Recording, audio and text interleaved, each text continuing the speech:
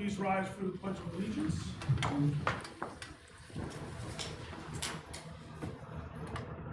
I pledge allegiance to the flag of the United States of America, to the republic for which it stands, one nation, under God, indivisible, with liberty and justice for all.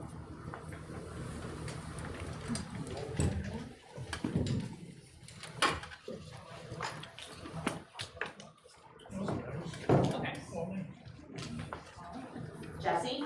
Here. Gladys? Here. Kate? Here. Bridget? Here. Lauren? Here. Ralph? Present. Louisa? Here. Al? Here. Teresa? Present. Michelle? Here. Julie?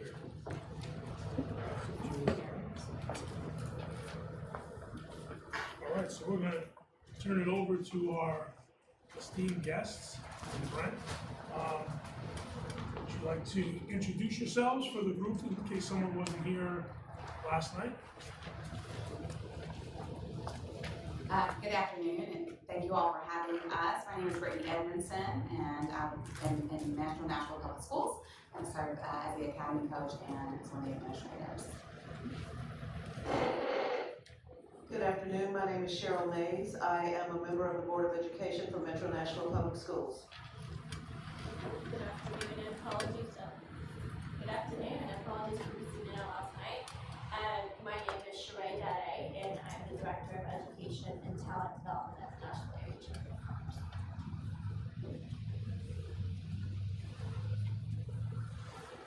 All right. So we're going to turn it over to guys and so to go on the screen so we should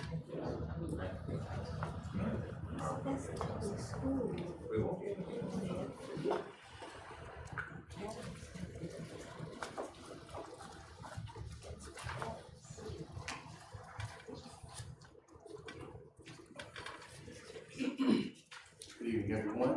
So we've had 2 days to really enjoy a deep dive into what it means to be academies. And so I do want to give a big thank you and a shout out one to the Board of Ed for making time to make those learning sessions, and also to those city and community leaders for making time as well. And a big thank you to our Nashville team. It definitely was a deep dive in all of our sessions to really understand the nuts and bolts behind the academies and how to fully sustain it. We know that our Nashville team has a sustainable model that has worked. They are 17 years in the making, and we are Danbury, and we're looking for ways to make sure that it's sustainable for us. And so we've been given tons of information today. And so as we have this board meeting, I do ask that as we finish our presentation, we'll take about 15 minutes maybe. We do ask kindly that you take notes while we discuss some of these things and hold your questions until the end so that we can get through the presentation and we can really address those things that you want to address. So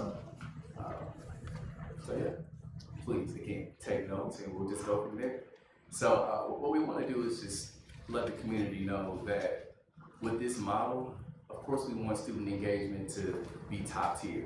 But this model impacts the economy, it impacts the workforce, it also looks at the social aspect of students, and also really emphasizes what it means to be a smaller learning community. And this is something that we're looking to have with our high school. We know that we're probably at 3,600 students now, and we're gonna have a huge influx coming in year after year. But we want to bring this model in so that we can ensure that our students are not only workforce ready, but when it comes to social and emotional learning and just being a general citizen, you're being the most productive as possible. So referring back to this idea of having the academies, I want people to know, and I'll refer to Dr. Brittany Edmondson, that this is just not another program that we're bringing to Danbury, all right? This is a transformation, and I want people to really understand that this is a transformation of Danbury public school systems. And I want her to kind of talk about the difference between that.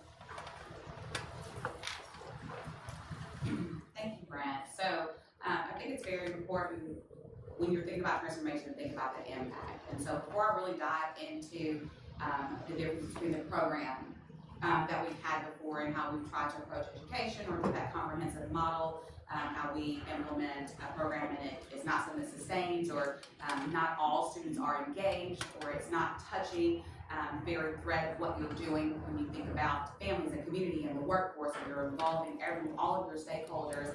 I want you to get a glimpse of the impact. And so I am going to defer back to Cheryl Mays on this to talk about that impact, because I think that it allows me to really talk about transformation and you to see the difference that there's there. Yeah. Okay, so overall, I'm going to share a quick story with you so that you understand just a quick example of the impact. In the first year that we implemented the Academies model in one of the high schools that I represent, what we do as a business partner, what we did was we developed a program specifically to engage the students in a workforce development type of environment. We asked them to submit resumes for a particular job that they might be interested in with our organization. And from there, we would go to the schools and interview these students as though they were going to work directly in our organization. Before we got to that point, we had to make sure that they understood how to write a resume. So we sent a team to the school and we held a resume writing workshop with each of the students. As a result of that, what we found out with one of the young ladies who was in that academy, she reached out and she said, "Oh, thank you for showing me how to write a resume." She was one of the first young ladies who went through the entire process. Her father, as it turned out, had applied for a job and he needed a resume in order to complete the process. Because we had gone through that workshop process with her, she taught him how to write a resume based on her experience, and he did get the job that he had applied for. So the impact is real. It is extremely important that we pay attention to the small things because we want to make sure that our children, that we can see that ongoing impact. I could share lots of success stories, but I won't take up all of your time. I just wanted to share that information with you. So kind of going back to this idea of transformation, what we're talking about is now with your schools, with the Academy model, you are involving all stakeholders. And so it requires that your business partners are involved. It requires that your community partners, that your parents are at the table, that students are a part of this, that teachers are a part, administrators, your board of education, your superintendents. All of those people are required to be at the table. And as the transformation happens, it is important that during that struggle, you're thinking always, student-centered, and that cycle of continuous improvement.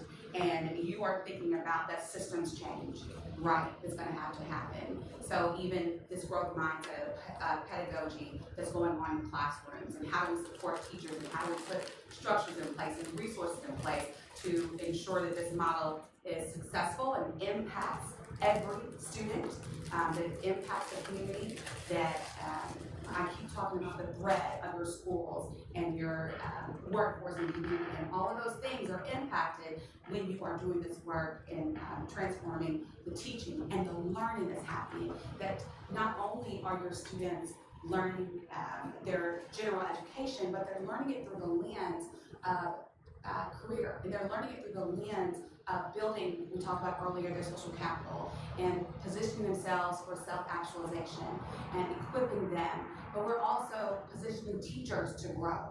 Something that you will, as you expand on this model that you all get into and that is necessary to train on, is that distributed leadership model. Right, because you're going to have leaders throughout the school. So yes, you have your executive principals there, but now your academy principals, those assistant principals, are taking more leadership role, and your teachers are being more leaders, and your community partners are taking leadership role, and your students now as ambassadors are being leaders in this model. So that distributed leadership aspect is important when you talk about the transformation and where does it fall? Who's responsible for it? And we all share some accountability. Every single teacher that's on the Common Planning SLC, Small Learning Community, has a role and a responsibility. You know, that may look like you're a secretary, or it may look like that you are leading the work when it comes to interdisciplinary planning, or interventions, or identity, or the MTSS, you know, tier intervention, or the workforce part of it. So that is a part of the transformation. I also wanted to speak on leading that change.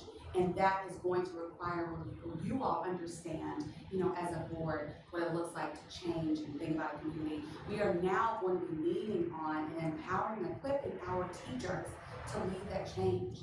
And then positioning our students to help lead that change. We keep talking about student voice. They are going to be a part of this model. And our parents to help, you know, in leading that change. And so that truly is where you talk about the transformation. It's different when it comes to your partners and how they are involved in your school. So no longer is it that as a partner I come in and I'm a guest speaker. Now I'm intentional, you know, as a guest speaker because I'm aligned with this pathway in this academy, and I know that these students that I'm working with, they have a sense of the skills and knowledge that we're talking about, they have an interest in, and so it is intentional when I am showing up. Or if I open my space for a field trip, field experience, that as it is industry related for the student. And I'm ensuring that every single student, right, has this opportunity to get out of the building. That is transforming as a partnership, as a business. But also, we go back to transforming the workforce and thinking about students' assets and positioning them with those type of credentials, and how do we make sure that they have the soft skills, that their resumes are ready, that they're interview ready, that they're walk-in ready. How do we look at teaching and learning? Are we culturally confident in our classroom? How are we supplementing that work? How do I get students engaged to increase their literacy and their numeracy? And how does that align to, as I plan, industry as well? And so that's why it's so important that every single stakeholder, internal and external, is a part of this work and is always a part of the conversations and the changes that may happen as you bring in pathways, when you look back at, is this pathway still one that is vital when it comes to students being able to track into, like, post-secondary? Do we need to come back to that? That all of those people are at the table, and that no decision moving forward is made by one group, right? And so there's a transformation versus just a program that's being implemented. And it's a sustainable model to where you think about succession, right, with your business partners, or with the board members, or your teachers, or your administrators, or even your students that graduate and come back and live in Danbury and pour into the education system of young people, that they understand the impact because they have those stories, and it transforms the way they show up, and you see the benefit. Thank you for that. Now I want to let everyone know that this process didn't happen overnight. They are, again, 17 years in the making, and they're doing great things. And so if I can refer to either Cheryl or Sheree, what was that process like to get started with the academies? How many schools did you start with? What was it, all 12 academy high schools? What was that like? So it was a challenging start because a lot of the community did not truly understand the process, and they didn't understand the mission initially. There was a lot of conversations that had to be had with community members, parents, partners, about what the impact could be, what it could look like, and where we were trying to get to. It was important for us to have those conversations because we wanted to increase outcomes and decrease the overall absenteeism. It was important that we had those conversations. So it was a slow start, and just for transparency, I've been a partner with the academies in Nashville for 16 years, and I've had my children go through the academies model, so I'm speaking to you from several different lenses, the lens of the parent, school board member, and a business partner. So I've been heavily involved in the academies for a really long time. And as a parent, I can tell you it was a cost savings when my son decided to go to college. He already knew what he wanted to do. He didn't have to guess at it because he had spent time with business partners to learn, to get more of a deep dive into what a particular industry looked like for him. And he found out if that was something that he really wanted to pursue. So it saved me as a parent money from him changing his majors when he got to college, because he knew when he got there what he wanted to do. It did not take long for our community to get on board once there was an understanding of what the expected outcomes were and what the mission was. We wanted to improve academic outcomes for our students across the board, and this was the best way that we could do that. And it came with increasing our public-private partnerships that assisted in helping us get to that goal. So I can't say enough. Clearly, I'm invested, and it's absolutely going to be key for your community to be invested as well. So I'll leave it there. So with this whole process, you see the numbers, you see then and now. There had to be some time where people had to sit back and self-reflect on current practices. So what I'm doing now effective.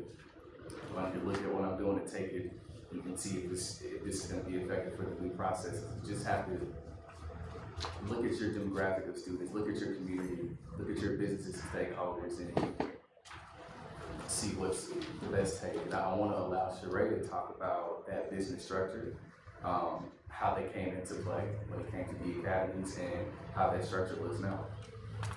If we go to that slide.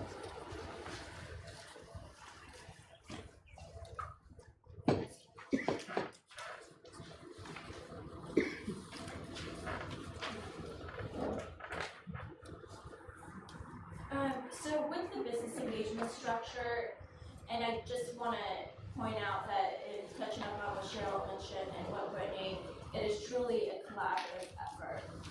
It's when we started the Academies of Nashville, it's called Academies of Nashville and not Academies of Metro Nashville Public Schools, as we always say. It's for the community, and so it requires all of these different partnerships to make it work, and with that, we've had different groups that help support this work. It didn't necessarily start with these 4 different structures necessarily. It started out with 2, and then we ended up building on it as we grew, because we started off as 4 high schools in the beginning, and now we have 12. And so with that, we need a lot more support and resources. And I'm going to go starting with the advisory board, and now this is in no order, and we can go, I'm just going to start advisory board. The advisory board is more on the school level. This is a great way for our teachers to serve.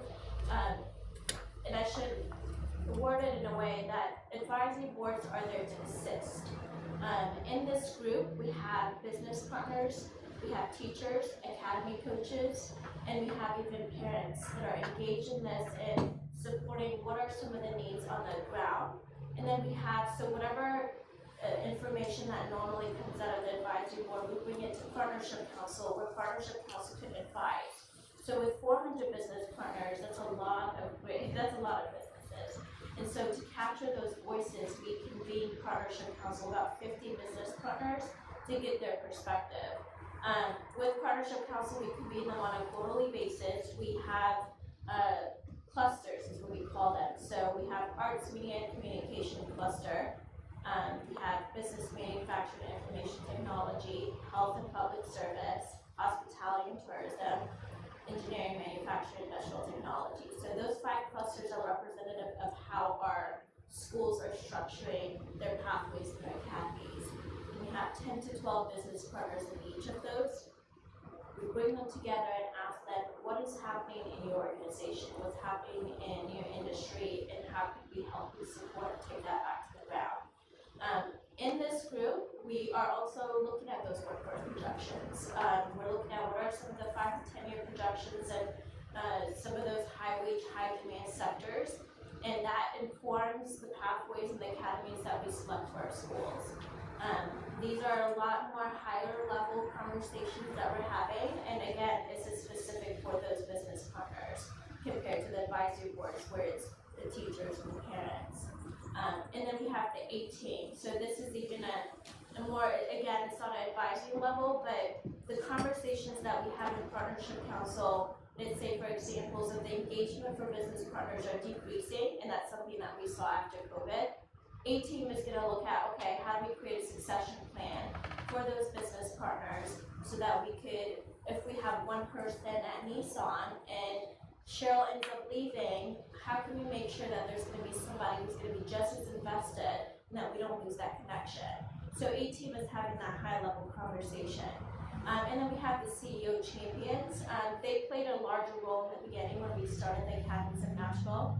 They were an advocate for the school system on a policy level. So, and CEO champions were, again, those C-level executives, so CEOs who were able to bring other business partners to the table. Because we started out with 5 champions, but we needed some of those larger organizations to bring in other advocates.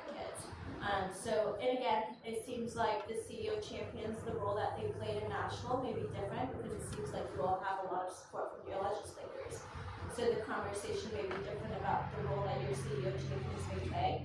And that group played a large role for us in the first 5 years, and then that conversation changed. So now it's been 17 years and they haven't been as active for the last 7 years, but that's something that we're having a conversation about as this model is changing because our demographic is also changing, the needs are different.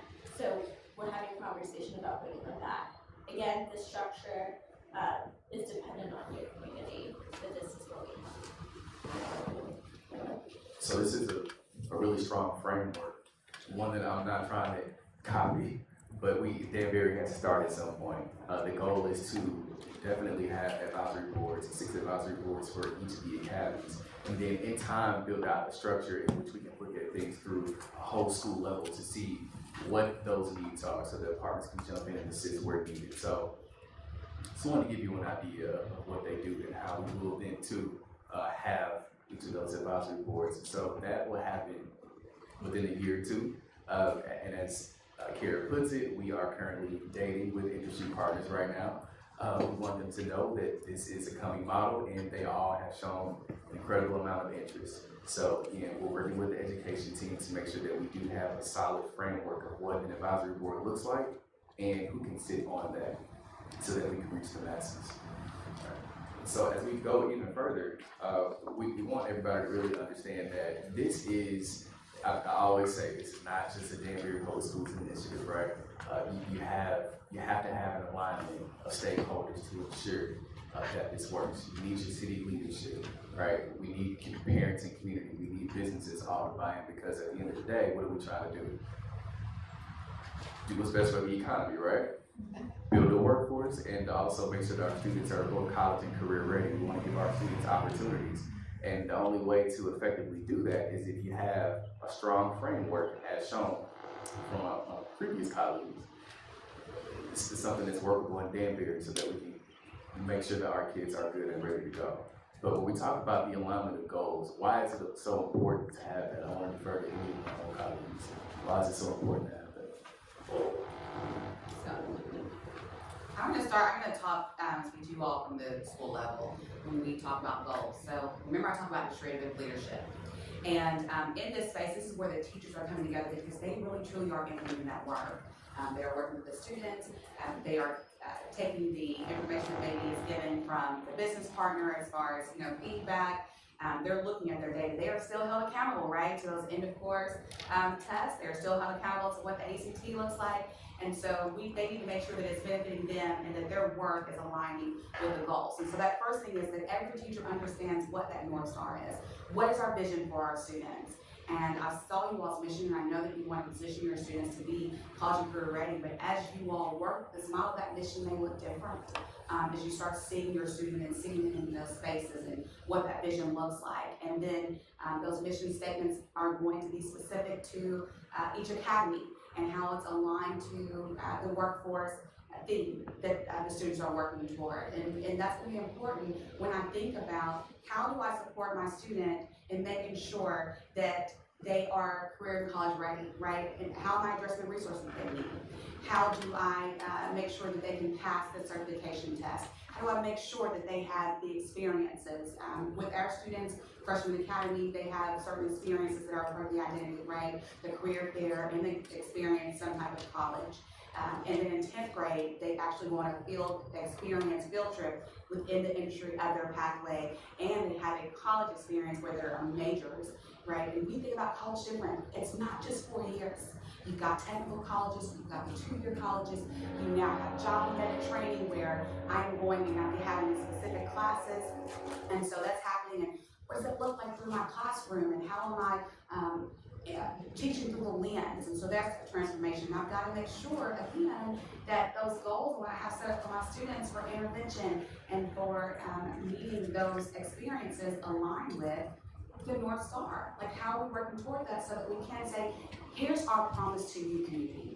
Here's our promise to you, students, that before you leave this high school, you're going to have these experiences. You're going to have a network of people. You're going to have the skill set to actually position yourselves to have better opportunities at workforce or be successful in college, so that when you look at persistence, so that when you look at post-secondary, that you see some success and you see it on a larger scale, right? Because it's not just for a certain group of students, right? Sometimes we call them iceberg students, that we're not just targeting those, but we're thinking about every single student, and we're thinking about how does our workforce, how does our leadership, we talk about resources and funding, and who's positioning the school, and who's positioning with this particular academy or pathway, what are those needs there? And those are all the things that are going to be important as you think about success, and it being aligned for students, and you really truly see impact.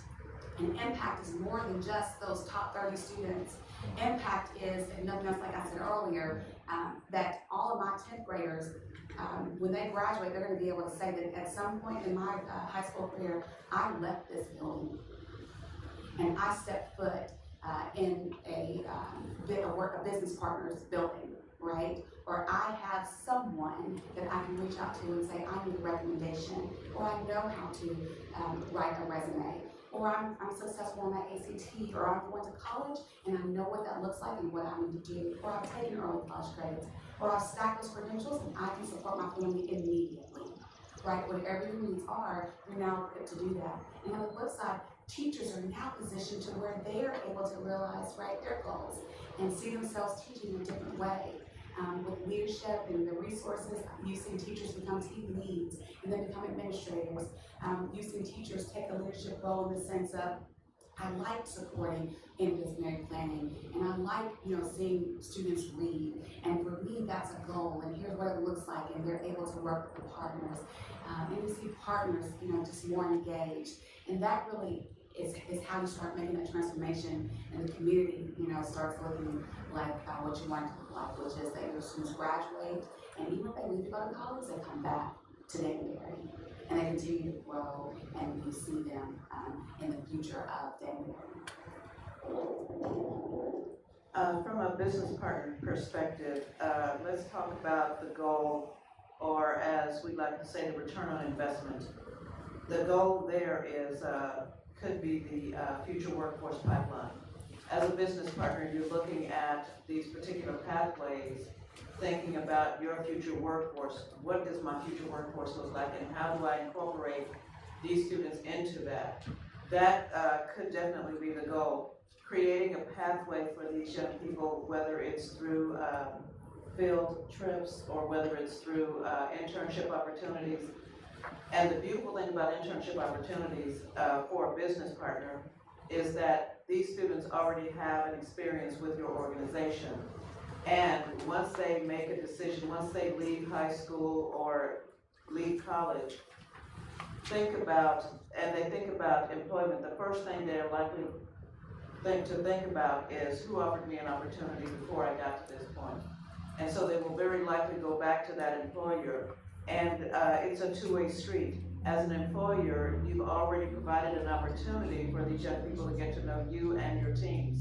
So when the opportunity presents itself to seek employment post-college or post-high school, they will likely go back to that business partner that provided an opportunity for them. So one of the goals, as I said, for business partners is definitely what is the return on investment. And let's be clear, business partners may love this idea, but they're not doing it just because it's a feel-good situation. There has to be a return on their investment. What does that look like? How many hours have we spent preparing these young people? How much time have we spent? How much money have we spent? What does that look like? We want to definitely have a return on our investment when it comes to our young people. And I can't think of a better one than preparing them for that future workforce in industry. So this is our last slide. In conclusion, I just want people to be reminded that as we go through this transformation, as we develop curriculum, as we develop experiential learning opportunities for students, and we just develop these academies as a whole, that we really look at our demographic of kids and make sure that we target every single last one of them, those who speak a different language, no matter what culture you come from, that we tend to each of those kids because they all deserve a quality education. And so that's what I could say, and I've seen impact. I've done it with my colleagues, seen the transformation of work when it comes for all of those students, and it can work with us. So let's just continue the great things that we're doing here and just make it even better.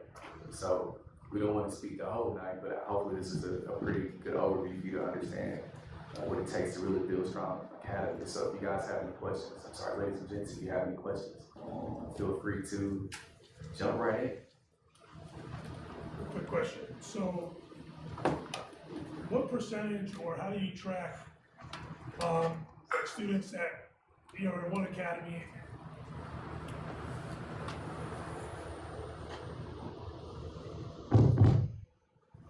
So, how do you track, or what percentage of students that are in a certain academy when they leave the school, or will leave the academy, go into that actual field? So, our career and technical education teachers, a part of them demonstrating that they're offering a quality program is that the students, as seniors, they take a exit survey.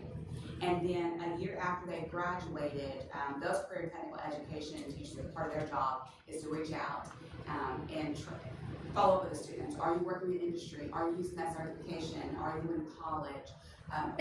Where are you working? What supports do you need? So that's the way that we're tracking it, and that information is reported back, and they have to be above 85% reporting. So this means that we are finding these students to make sure that we get the best contact information from them before they graduate. So that is a part of their graduation survey as well. Now, what has helped now, especially for an accurate count, is with our partnerships. So we have those partnerships where students are tracking right into the workforce, and they let us know, oh, these students, applied and they were hired, and so there's a way we're tracking it. And then post-secondary is being one of our key partners, right, especially like Nashville State and Tennessee College of Applied Technologies. They also keep up with what group of students are in as graduates, what year do they graduate, what programs are they in, so we know we're able to track it. It also helps to advise us on, are we offering the right pathways when we talk about student voice and what they need. So that's how we're tracking our students one way. Thank you. One other question.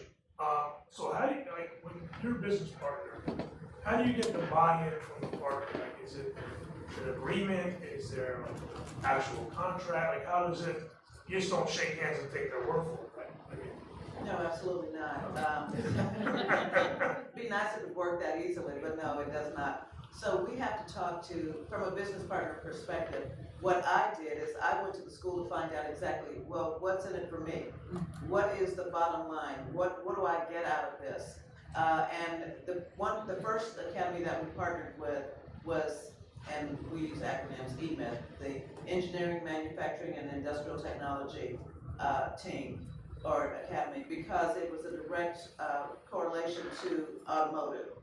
And we had, in having conversation with the academy coach, with the educators in that academy, we determined that it was a great fit for us because a lot of these students wanted to go down an engineering pathway, which was absolutely perfect for us. So what we did was talk to the students about what it is they wanted, and we built a program around that so that we made sure that they were connected and they were engaged.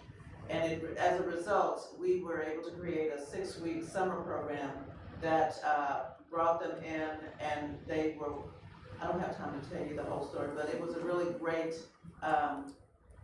internship because it provided an opportunity for these students to help develop a resolution for a problem that we were having that is actually still being utilized today. So when you think about high school kids going into an international company and fixing something, that says a lot about those young people. But it took us making sure that we understood what the students needed before we could get bought into it. And we understood that it could potentially build our workforce, because we had several engineers that were close to retirement, and we had to make sure that we were watching those numbers, but attrition was real. So how do we avoid complete and total attrition without having a backup plan? We utilized that program. I'm just gonna elaborate on that, and, so we have an organization that was not there initially, and remember that Cheryl said that she's been there around 16 years, so that is initially how partners were involved. Now we have a structure in place with Pencil, and so the Pencil Foundation actually works with the academy coaches, and we're keeping up with our advisory board and what students are being offered, right? Like, where are the partners and how are they supporting? But if we have a new partner, maybe that I know I'm going through Pencil because there is a document, it's an articulation agreement to say, this is my capacity as a partner, here's how we can support. I can help with tutoring, at the elementary level, or I can help with tutoring with entry certification at the high school level. I have the space to offer job shadows and internships, and that's where they sign. That's also a place where they're able to see we don't ask for money, we ask for the hours. If you want to get a branded partner, this is the in-kind, what it looks like from that space, and then there's background checks as well that we do, and Pencil is our intermediary for that. And so you even have teachers, right, who have networks, but we know as a structure and as a model now that we go through Pencil when it comes to those articulation agreements. And of course they've grown, like I said, those job embedded programs, but I am still making sure that, Pencil is at the table even after we've had the conversation specific to maybe that school's programming. Great, thank you. So I will just say, employers across the board are having issues filling their talent pipeline.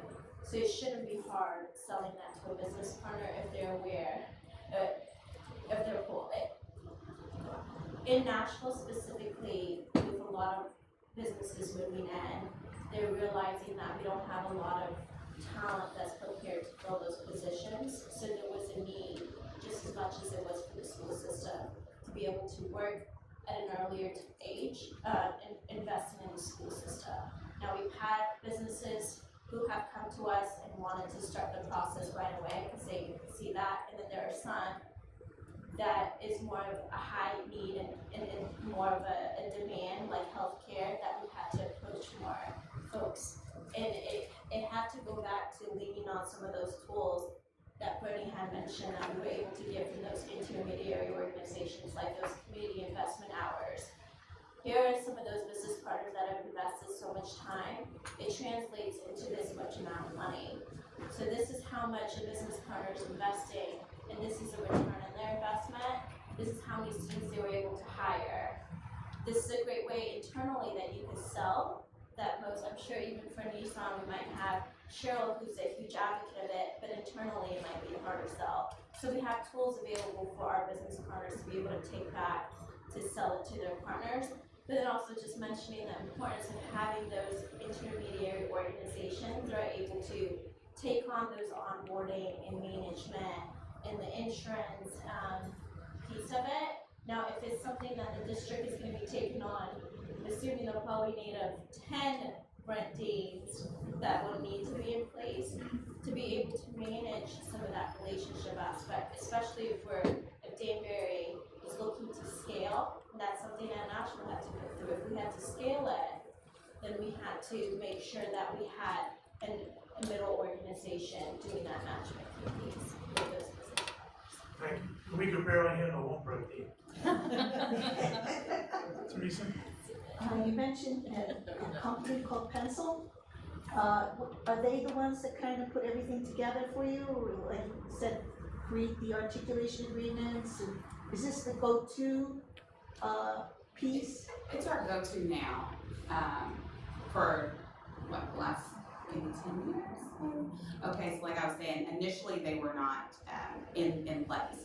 What happened was that this model, and the impact that the partners saw and the importance of it was so important. You needed a space where it could handle during the background check because we wanted to, protect our students and protect the employers and they wanted to be in the schools, they wanted to get in there, but also to manage what they were doing, to make sure it was sustainable and it was impactful. We were intentional when it came to what the work the teachers were doing as we thought about this model long term. And so Pencil was an organization that was already kind of helping schools and community in the sense of like giving teachers supplies, but now they're in a space where they have built out those agreements. So before it was more of, as a business partner, I'm coming in and I'm agreeing and I'm showing up, right? And I sign in the front office and here's what we were able to do. And it was school and partner.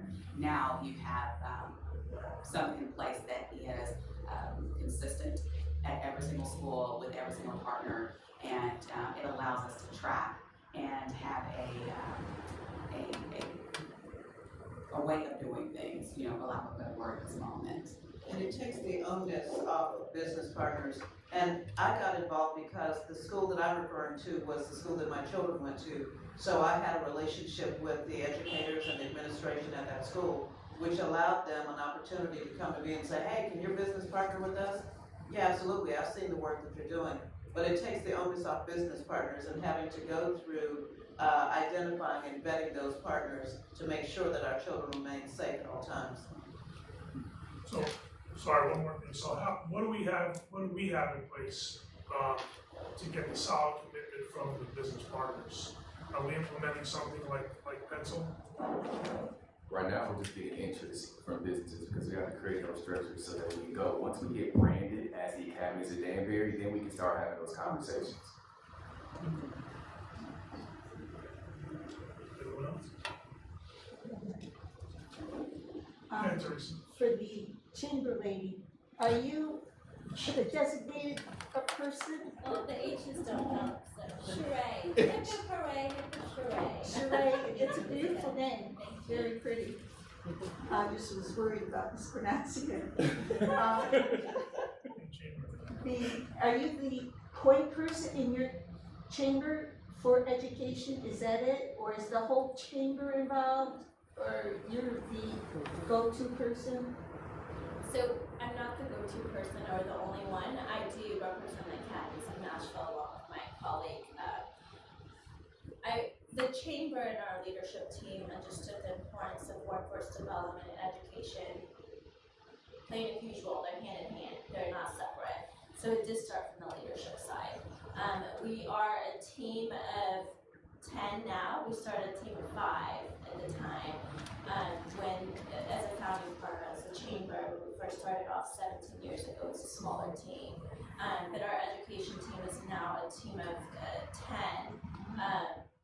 And 2 of us focusing on specifically the Academies of Nashville, and 2 other individuals focus on one of the grants that helps support the Academies of Nashville. But it wasn't always this large. Any questions? You did such a good job covering all the questions in the presentation. Great. So I have a couple of questions that I think the board would like some clarification on. On slide 2, what this model impacts, and talked about, I think, Frank or Sheree had talked about benefits of social emotional growth. And so how does the model address social emotional development of students? Maybe Brittany, it was you actually. Could you just kind of expand upon that for our board members so they can further understand? I know you had talked about kind of our teachers kind of cohorted together as a team, and that they would be available to work together on behalf of the best interests of kids and provide interventions, etc. Can you just expand on that? So first, we're talking about a structure change as well. And when I say structure change, at some point in time, it may not happen right away because you're working on a master schedule, the executive principal is, and the building and logistics and all those things. But when it does get into a place where that group of small learning communities are together, that means that this group of teachers are all housed in the same area. and they're able to see students, and there's that basic tier 1 intervention of how are you doing, I know who you are. Then what happens is that in the space of small learning communities and common planning time, there are the 3 I's that we work around in the model: interventions, identity, and interdisciplinary. That interventions piece is, yes, you're addressing attendance and you're addressing behavior, but you're also thinking about interventions in the sense of every student knows. What does every student need? And so if I am over intervention as a teacher, as far as my role, I have a spreadsheet and we're looking at, does this student have flags, or what are their flags? Or has a student been attending class? Or what's going on with them? And at some point in time, the student is teamed. Even if they are just showing up and they're that kid that's always there and they're turning their work in, you still are intentional about spending that time with the student. And I'll tell you what, it never fails. As a student, regardless if I'm an A student and I have perfect attendance, or I am failing 4 of my 5 classes and I'm hardly there, to walk into a room and there are 7 people there, 7, 8 people there who know my name, and you've been talking about me, and you're thinking about me, and you want to see me successful, but you're also asking me questions. What's going on? How can we support you? What do you need? And from that, being able to build on what's going, can we support at home? Do you need a mentor? And so students become peer mentors. Do we need to put extra supports in class? I mean, there are IEPs sometimes that have grown from that. We use our community resources, right, where I have to work late, or I don't have a job and we're about to lose our house, or I really do want to go to college, I don't know how to, but I know that I'm very good in my advanced classes, and what does that look like? And so there's that aspect, and what you do is you, number one, let students know in this small community that there are groups of people who care about me, they're thinking about me, and the teachers actually have the time to get to know their students and identify, right, some of those kids who would have fallen through the gap. But on the flip side, what it allows is for a student to be equipped to be more of a self-advocate for themselves, to speak up in this space and say, this is what I need, and to identify, right, their needs. Even in our classrooms now with our structure, we have spaces called the 5 spots, because we are a restorative district and an SEL district. And so we do training around social emotional learning. We do training with our business partners, with our community partners, our leadership, our teachers, our students, our parents. And so in my English classroom, I have a 5 spot.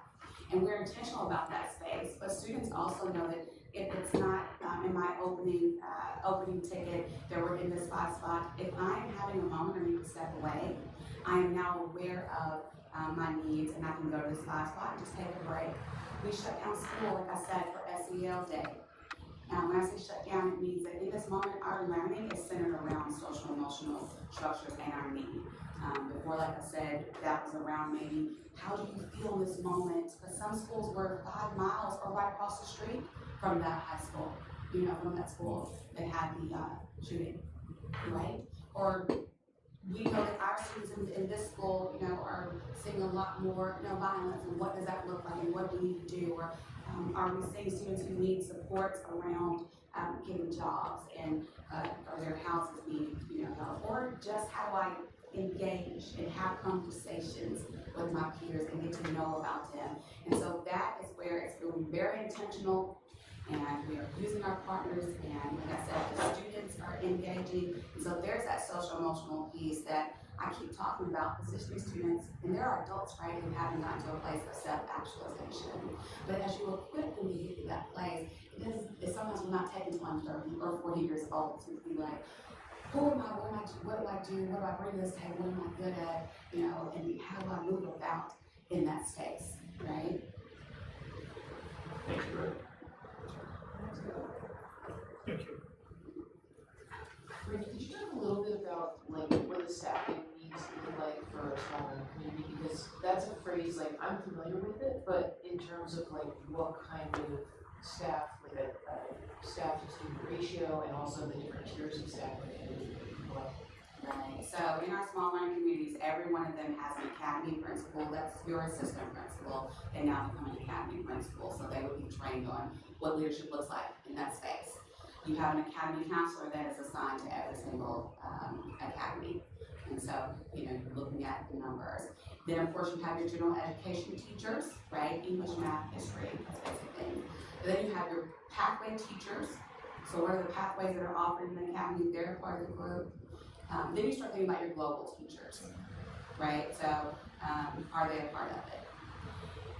Within that small learning community, like I was saying earlier, everyone has a role and a responsibility. So you have a teacher who's a team lead. Sometimes that's a TTE pathway, career and technical education pathway teacher. Sometimes it's the English teacher.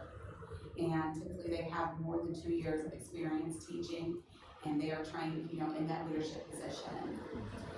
Then you have supports. So when I have a meeting and I think about what's on my agenda, of course I'm dealing with those 3 items we talked about before: intervention, identity, and disciplinary. But also there's a section about parent and community involvement.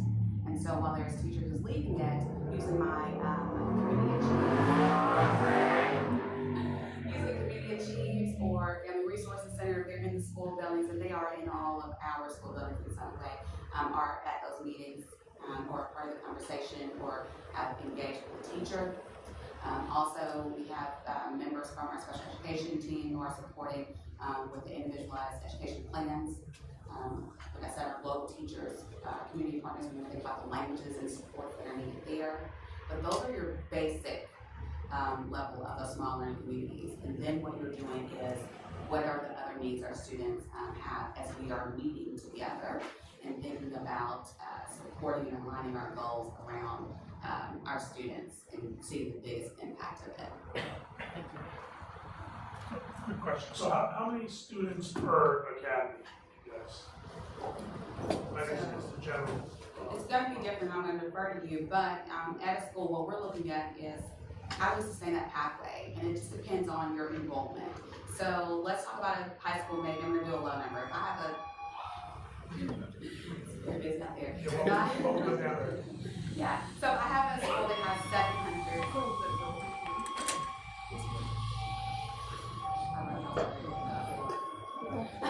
I have a school that has 700 students, and of that 700, maybe I have 150, 175 who are freshmen, and then it tears off. In my pathway classes, I want to make sure that I have 50 students in that pathway. They're broken up, so it'll be like 25 in a block and 25 in another block, right? We don't go over 25 per class.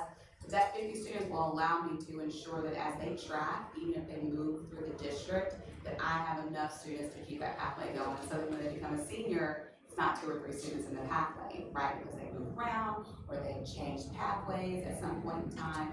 And so that's at a school with 700 students, right? And like I said, you start breaking off. I have 175 as freshmen, and I'm offering 1, 2, 3, 4 pathways. I want it to be, you know, 50, maybe a little bit more, so you don't want to overcrowd it, right? Because I've got to make sure that I do not exceed that 25, 26, you know, range of those pathway classes, and I want to be able to sustain and track with our students. Of course, it gets different when you have larger schools, but you really are looking at those numbers in long-term, 10th, 11th, 12th grade and out, and taking into consideration that we are a district of mobilized students. So, Brent, Carol, what's our breakdown for what we shoot for? 450 to 500. So, and don't forget, one academy that has 4 pathways, the rest of them have 3, so the balance will be a little bit skewed there. You know, we're looking, you know, where our enrollment is, you know, we have kind of a fixed number that we're planning for, but you know, once we have sort of the selection process, there'll be a kind of a give or take in each pathway, as well as the academy and what each can hold and sustain. And I would suspect that over time, and I'm sure you've experienced that some pathways will be more popular than others, and potentially sometimes you expand one, right, to meet the growing needs, but that happens kind of over time. It's pretty hard to shift, in my understanding, immediately, right? All of a sudden we've planned for staffing around 450 kids in a particular academy, but the demand is higher, so we can plan it, you know, a year or 2 out, but or make those shifts. But the goal heading in is about 450 to 500, given the size of the academy and how many pathways are in each one. Thank you.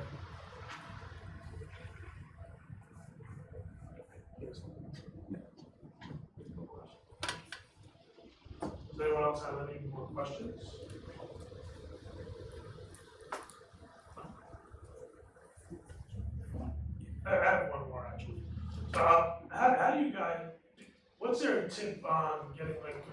involvement? Like, how do you get the community buy-in?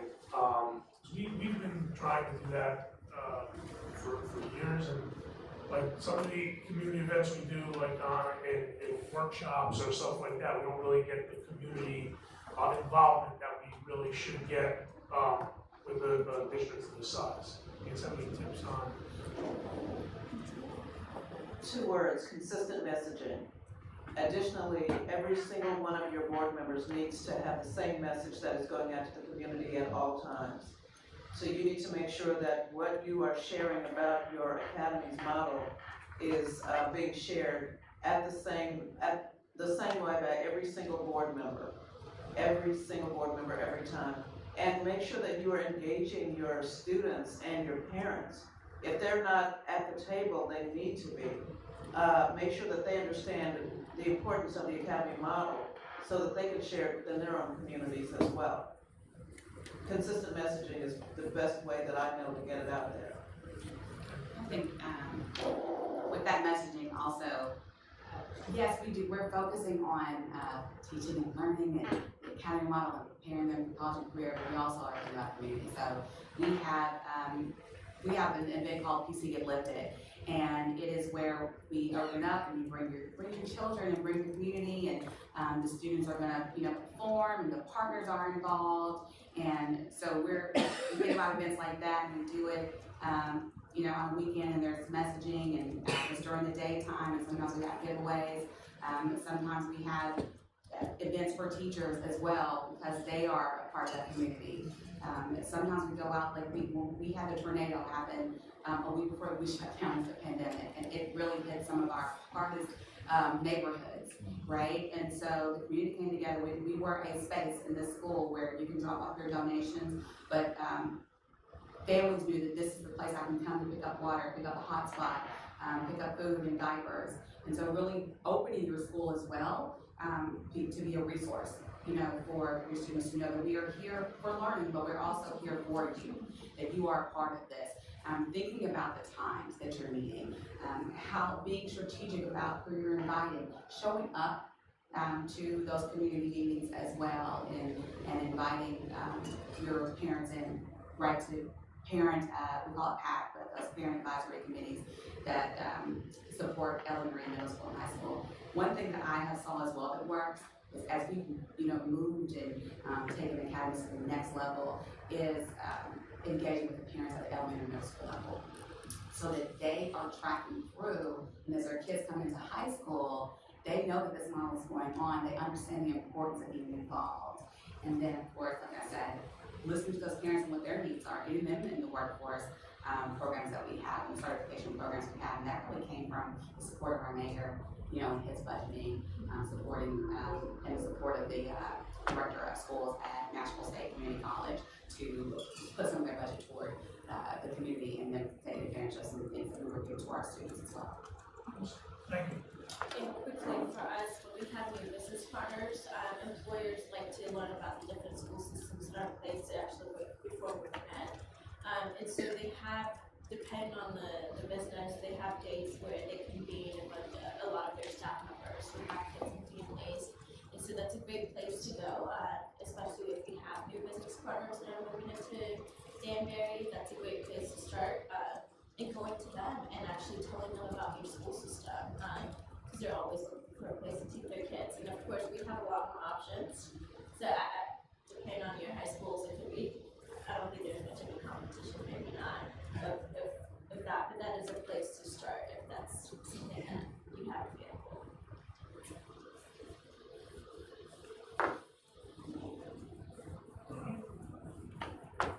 Any other questions? Kate?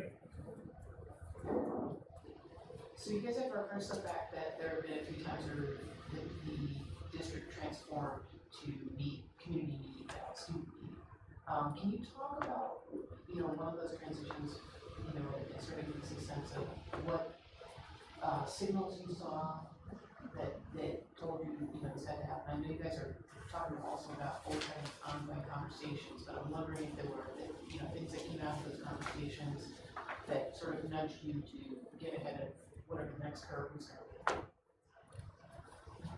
So I think I'll speak to, again, just at school level, and then being a partner in those conversations and what we're seeing. So we have seen growth in our students who are English language learners. While that growth was happening, when they were, if they were staying, right, to get them to graduate, we're looking at the graduation rate and how they affected or what supports they needed, and what needed to change. And so, do we have enough English language learners, teachers in the building? Do all of the small learning community teachers, so all of our general content teachers, our CTE teachers understand how to support those students? What's the testing? What's the onboarding that families get when they first come into Metro Nashville Public Schools? And responding to, is that consistent? Do all the families know about it? How do we equip our teachers to support those students? How do they feel like they're a part of the thread, of our communities, right? So now you've got different partners that have been added on.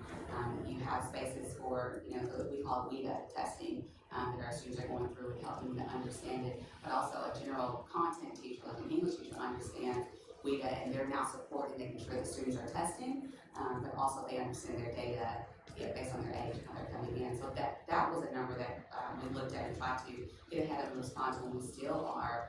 And it is culturally making a change.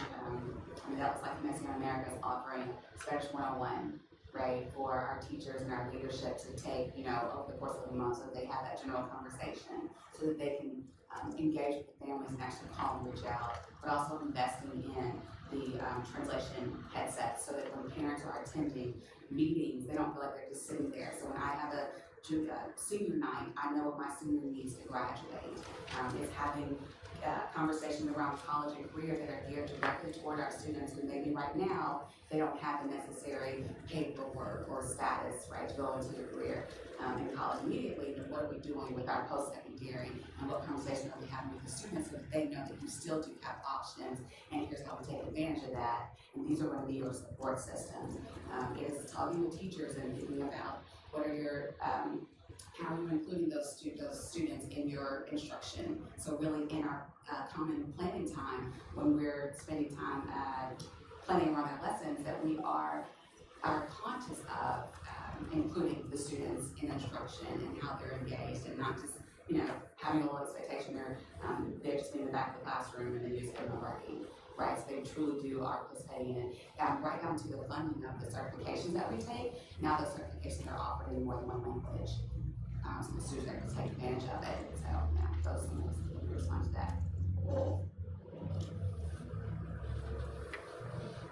Any other questions from anyone?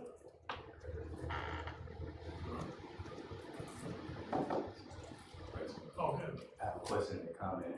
Do we have enough money in the budget to bring them from Nashville? All right. The last question is from our panel here.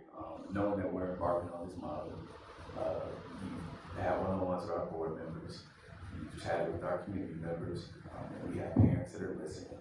Do you have any last words we could think and reflect on as we transition into this model? Be open to possibilities of change. Also, always put your students first. Find out what they need and do your best to accommodate those needs in your students. That's the best advice I can give anyone.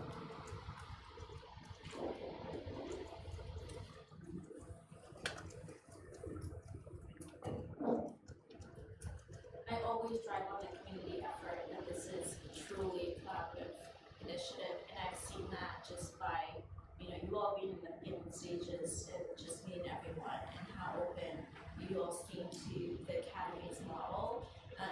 It's a great start. Just meeting you all in Nashville and learning about it here and finding us, that's where it starts.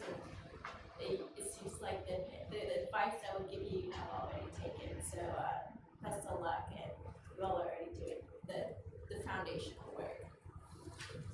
I was going to say that as you start seeing the impact of students, just showing up in the classroom, and I think initially just this inquiry that's going to happen, right? This curiosity that's going to happen, that's a part of teaching. And as a teacher, as someone in the classroom, you want your students to be curious, and you want them to be engaged and show up. And so for that, they're going to show up. But then really thinking about that transformation, right?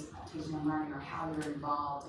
And there is nothing better than seeing that student that gets it, or they make a connection, or they have their first time out the building, or they reach back out to you because now they have a job, or they've scored higher on the test, or they passed that certification. Just to see, I think about students, in 10th grade, and they have this, when they get their certification, it's hashtag certified. And they understand the stacking of it. And so in 11th grade, they know, and they just keep posting it on their social media.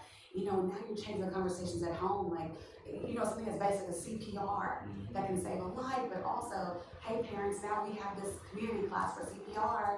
But again, my students now in 11th grade have 2 certifications, and then I'm going to be a senior and I've got 3, and I'm taking these college classes. And so for them to really see and take pride in it as well, for me, it's huge. And I think that you will see just the investment and impact. I keep talking about impact. To go from 1 to 30 students, but then to see that number continue to grow, really does put a ripple in what used to be, right? And the stagnation that sometimes can happen as we do things the old way, and to see the possibility and choices just kind of grow, and the elevation that happens here. Truly, like I said, it's transformational. And I cannot wait to see what you guys do and just hear back from you. So I wish you all the luck in this work.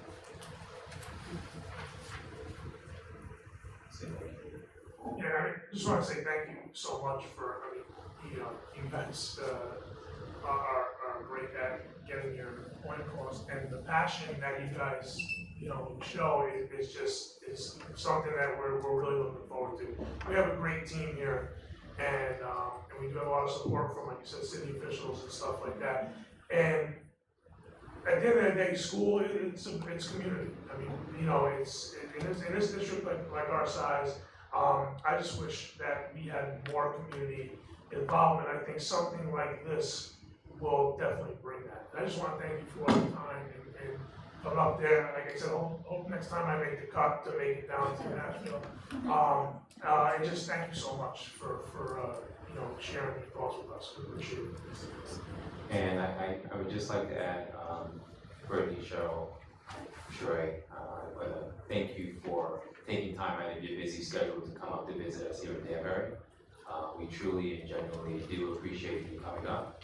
I know you have a relationship with Brent previously, but we, as a beneficiary, we really want to thank you. I heard it mentioned earlier, there was a conversation about it's important for the district to identify its North Star.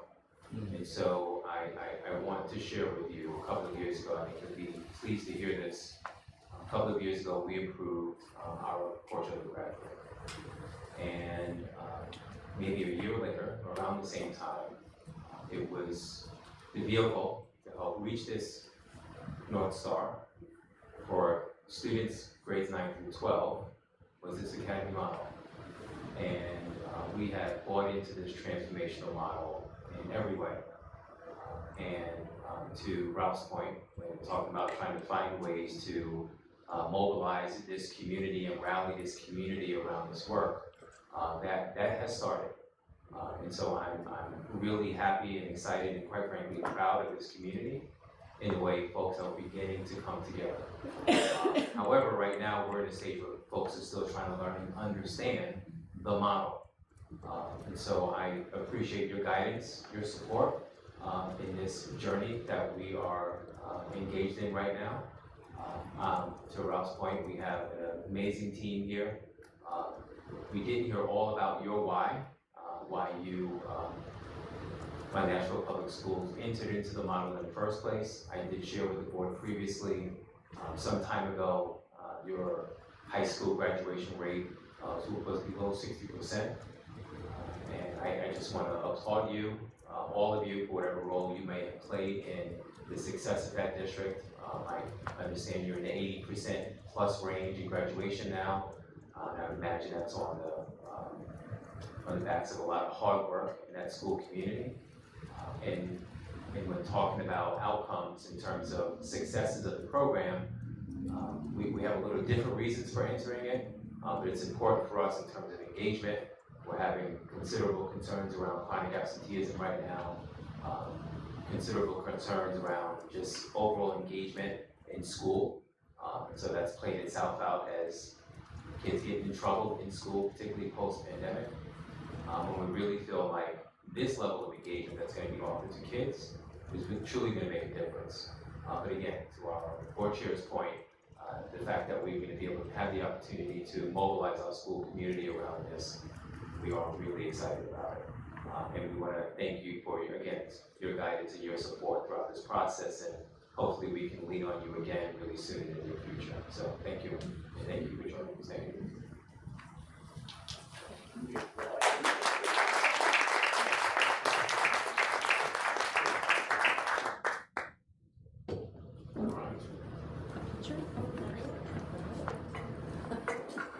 Mr. Mayor, would you like to say something? Oh, no, I guess so. Thank you very much, Mr. Chairman, and thank you very much, Board of Ed. I would just, again,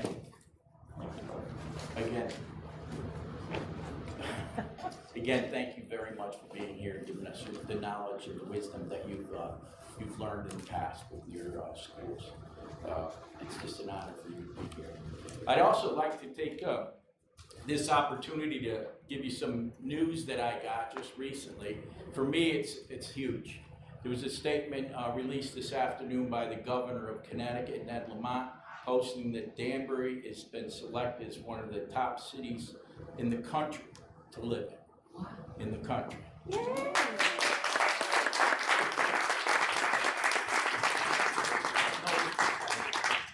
The reality is that that doesn't happen by accident. And I'm just so happy I was here tonight to be able to share that with you, the Board of Ed, our superintendent, our assistant superintendents, and our whole staff, and especially our teachers and the staff of the city, because it doesn't happen by accident. It's we all know the first thing people say when they want to move to your city, how's the education system, right? And we are good. And I just wanted to take this opportunity to thank you, thank everyone in this room for all the efforts that you put forth to put us in that position. And the future is now. This educational system is now. We move forward from here. Thank you.